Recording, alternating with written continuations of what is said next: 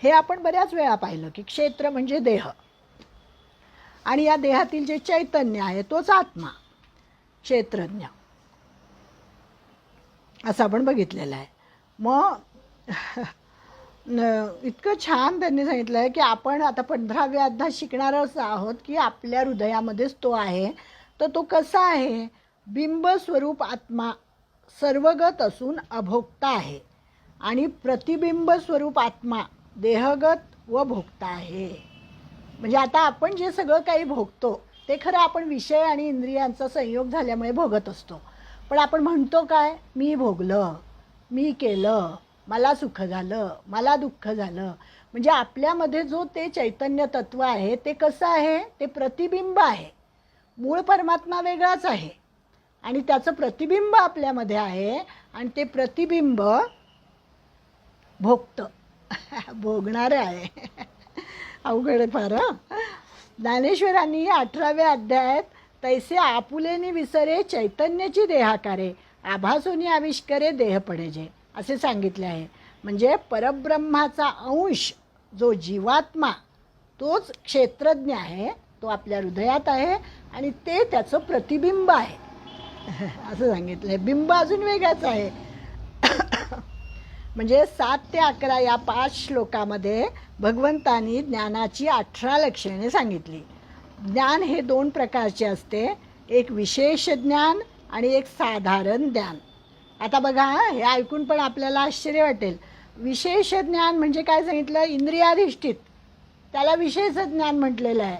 आणि सामान्य ज्ञान, साधारण ज्ञान काय आहे? आत्मज्ञान.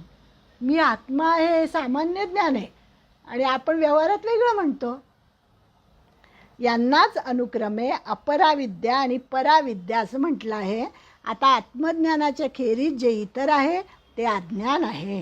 ज्ञानोबा म्हणतात, आणि आत्मा गोचरू होय ऐसी जे विद्या आहे ते ऐकोनी डौरव आहे विद्वांसु जो.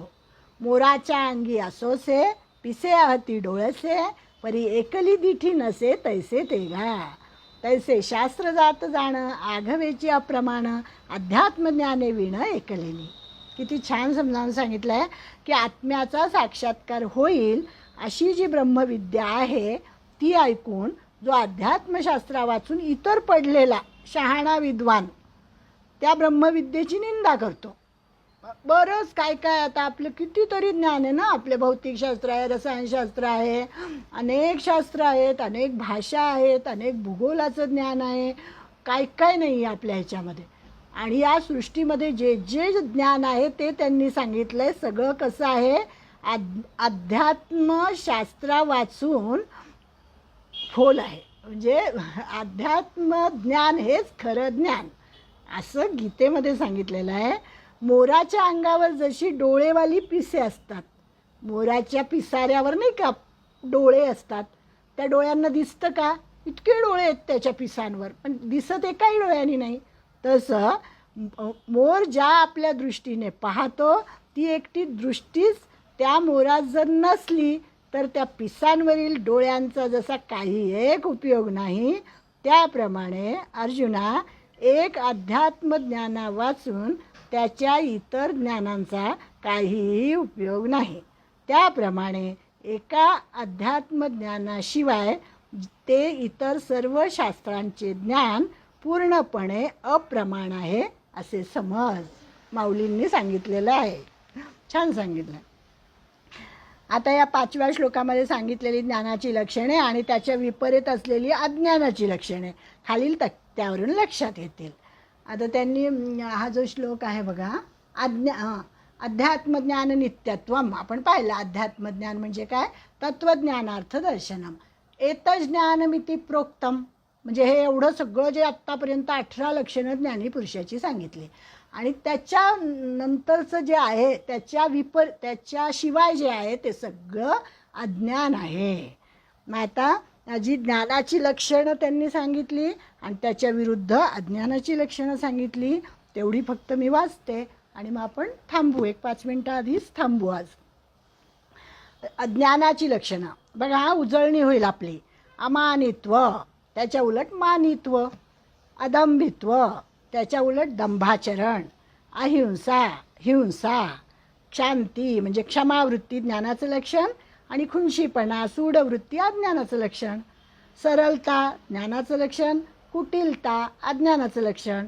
गुरुसेवा श्रद्धा, गुरुनिंदा अश्रद्धा. शुचिता अशुचिता, स्थैर्य अस्थैर्य, चंचलता हे अज्ञानाचं लक्षण.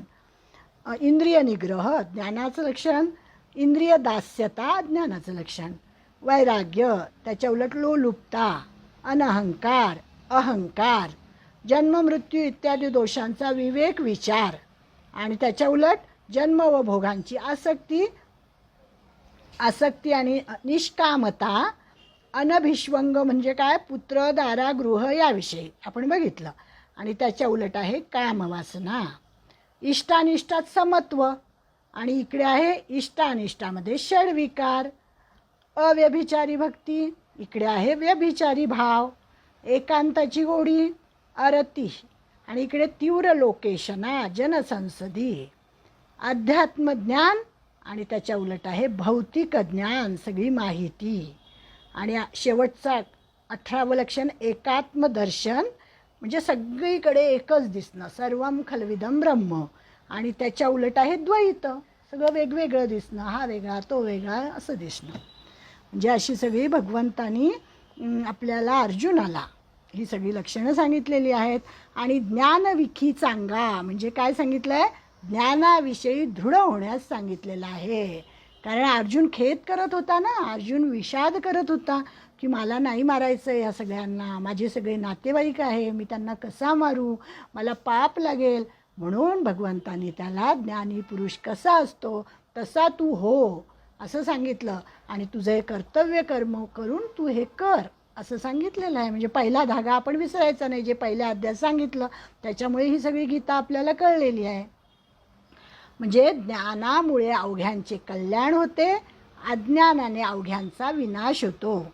मानवाला भौतिक सुख उपभोगाची आत्यंतिक ओढ असते, परंतु पदार्थ विज्ञान मानवाला आत्मज्ञान प्राप्त करून देत नाही. पदार्थ विज्ञान मानवाला तात्पुरत्या सुखाची अनेक साधने निर्माण करून देते. अशा साधनांची रेलचेल झाल्यामुळे गेल्या 150 वर्षात मानवजात विनाशाच्या टोकावर उभी आहे, आणि म्हणून आत्मज्ञानाखेरीज सर्व अज्ञानमय आहे असं त्यांनी सांगितलं आहे. पण मग छान, बरं एक मी तुम्हाला शेवटचं फक्त सांगते, इथे मध्ये एक उदाहरण छान दिलं आहे त्यांनी, पण ते न पाहता आपण पुढे जाऊ. की मग आपल्याला असं वाटेल की हे अध्यात्मज्ञान आमच्याकडे नाही आहे, आम्हाला हे इतर सगळं ज्ञान आहे, मग काय फोल गेलं का आमचं आयुष्य. तर मग त्याच्यासाठी त्यांनी सांगितलं आहे बघा इथे की कुठंतरी मी वाचलं छान ते, की कसं वागायला पाहिजे त्याच्यासाठी आपण.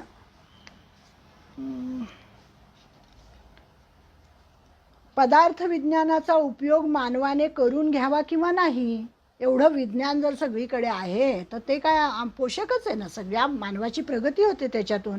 मग त्यांनी सांगितलं तसं नाही सांगितलेलं याच्यामध्ये की त्याचा सगळ्याचा उपयोग तुम्ही करून घ्यायलाच पाहिजे, परंतु त्याचा उपयोग चंगळवादासाठी किंवा विनाशासाठी न करता विवेकाने म्हणजे मानवजातीच्या कल्याणार्थ करावा. हा विवेक अध्यात्मज्ञानानेच प्राप्त होतो. ज्ञानाच्या पायावरच विज्ञानाची इमारत उभी राहावी. ते न झाल्यामुळे आज जगात सर्वत्र प्रत्यक्ष वा शीत अशी युद्धे चालू आहेत, आणि भ्रष्टाचाराचे थैमान आहे. सत्ता संपत्तीसाठी कोणीही कोणाचेही गळे कापतात असे चित्र आपल्याला सगळीकडे दिसते. म्हणजे अनैतिक चित्र सगळं जगामध्ये आहे, सदाचार लोपलेला आहे. म्हणजे आत्मज्ञानाला विसरून मानव विज्ञानाच्या मागे लागला की असेच व्हायचे. मानवजातीच्या धारणेसाठी म्हणूनच भगवंतांनी आत्मज्ञानाची थोरवी आपल्याला या ठिकाणी सांगितलेली आहे. अर्जुनाला आपण धन्यवाद द्यायला पाहिजे की अर्जुनाच्या निमित्ताने आपल्याला ही कळलेली आहे. अशी ही ज्ञानाची 18 लक्षणे भगवंतांनी 7 ते 11 या श्लोकामध्ये सांगितली. आता या ज्ञानाने जे जाणायचं त्याला ज्ञेय असं म्हणतात, आणि त्याचं निरूपण आता पुढच्या याच्यामध्ये भगवंत करणार आहेत, ते आपण पुढच्या रविवारी बघू. माझ्या बुद्धीला झेपेल तेवढं मी तुम्हाला सांगण्याचा प्रयत्न केलेला आहे. भगवंताची कृपा आहे म्हणूनच एवढं सगळं आपलं चाललेलं आहे. तुमच्यावरही आहे, माझ्यावरही आहे. म्हणून आपल्याला स्फूर्ती झालेली आहे की गीता ऐकावी, गीता वाचावी. तर एवढं सगळं सांगून आणि परमेश्वराला नमस्कार करून, तुम्हा सर्वांना नमस्कार करून या ठिकाणी मी थांबते. ओम तत्सत श्री कृष्णार्पणमस्तू.